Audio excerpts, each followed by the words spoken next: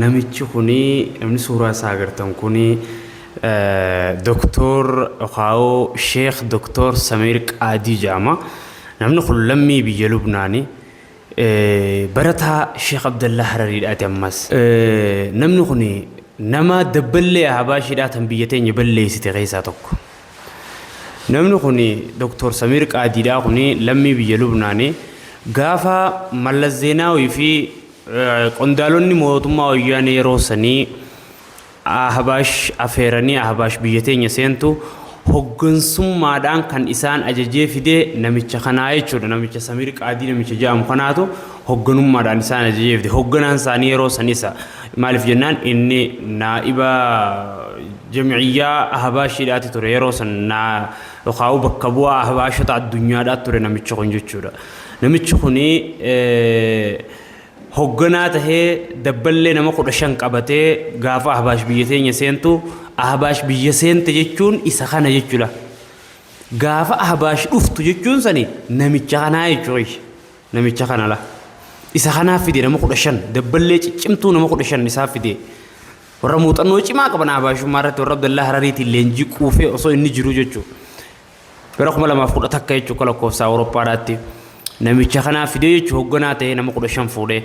Bakki isaan tattaan magaalaa Hararii waltajjiin isaan tattaan guyyaa hedduu waltajjii magaalaa Harar turan. Ulamaa'ota keenya baadiyyaa magaalaa keessaa dirqiidhaan walii coranii nama 1,300 irratti hirmaachisan jechuudha. Waltajjii san irratti namichi kun waltajjii san irra ni jira magaalaa Harar jechuudha. Waltajjii magaalaa Hararitti taa'amte.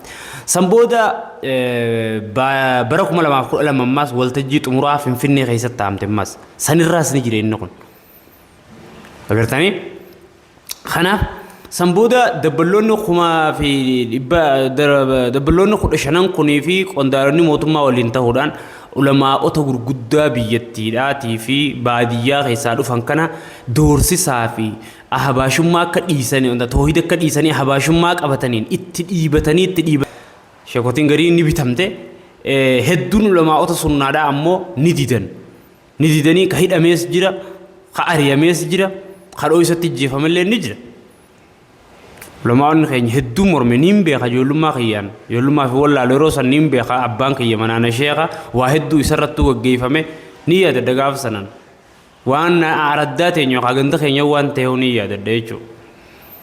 Sheekotii hunda wanta irraa yaasanii kanaaf leenjii hedduu akkaataatti Ahbaashummaa tana barsiisan warra kan keessaa tokko namicha kanaa jechuudha. Arrallee lubbuun ni jira namnichi kun barataa Sheekh Abdallaa Harariidhaati biyya Lubnaan jira jechuudha ammallee warra biyya teenya fasaade waan Ahbaash nu goote wallaahi hin daganu waan duniyaa tanarra jiruun hin daganu waan Ahbaash nu goote arra duruu san daganneeti dibbee dhufte hunda tumnee ol kaanee shubbisaa olle jechuudha duruu san dagannee waan Ahbaash ulamaa'ota keenya goote wallaahi galmeen seenaan daganu nu dhiisii galmeen seenaatu gana katabuu jiraatti akkasii inshaallah qaceellumaan rabbi haa fedhu qaceelu baatu fitinaasaa rabbi nurraa dhorku kanaas isa eegee ta'ee fitinaa Abdallaa Hararii nutti as tiraansfer godhe namicha kanaa jechuudha. Akkasii minni kunumaa miilaan biyya teenya dhufee biyya teenya keessa deemee biyya teenya keenya keessa sochii godhe jechuudha. Kanaa assalaamu alaikum warahmatullahi wabarakatuh hanganumaa beekumsi xiqqaan qabu beekuun gaariidha jechuufi inshaallah khayritti. Mee TikTok keenya kanallee koppiliinki moo riipoosti jettan godhaamee TikTok keenya kana ol nisiisa hamileedhaa fi waa hundaafuu gaariidha barumsa guddaa kannina waa hedduu nu bira jira. Me koppiliinki share godhaame